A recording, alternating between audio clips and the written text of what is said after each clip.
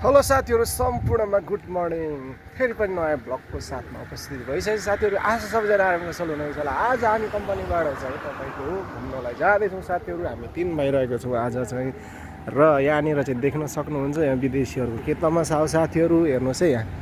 ल साथीहरू हामी अब घुम्न जाँदैछौँ होइन। आजको दिन चाहिँ एकदमसँगले घाम लागेको छ, गर्मी बढेको छ साथीहरू। आज मे 10 नेपालको 26 गते, यानि कि नेपालको 26 गते रहेको साथीहरू। घाम तातो तातो मौसम छ साथीहरू। देख्न सक्नुहुन्छ हाम्रो भिडियो अन्तिमसम्म हेरेर साथ दिनु होला साथीहरू। हस्त हामी अब गन्तव्यतिर लाग्दैछौँ साथीहरू।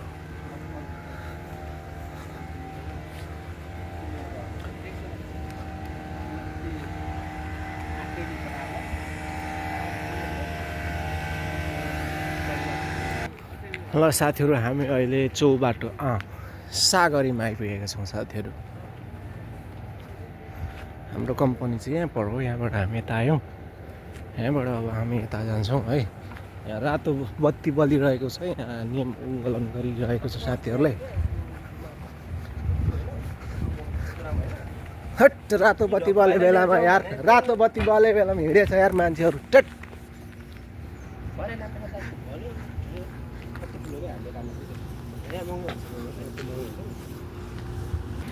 ल साथीहरू तपाईँहरूलाई म देखाउन चाहन्छु।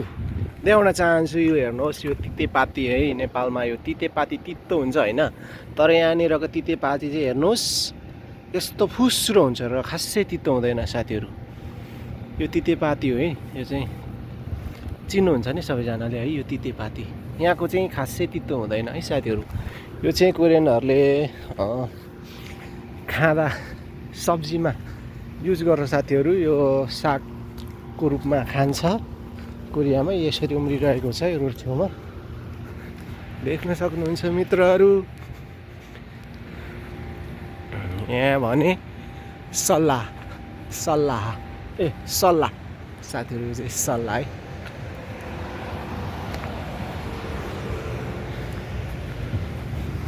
कस्तो गर्मी भएको छ साथीहरू, गर्मी भएको छ आजको दिन। हेर्नुहोस् गाइज,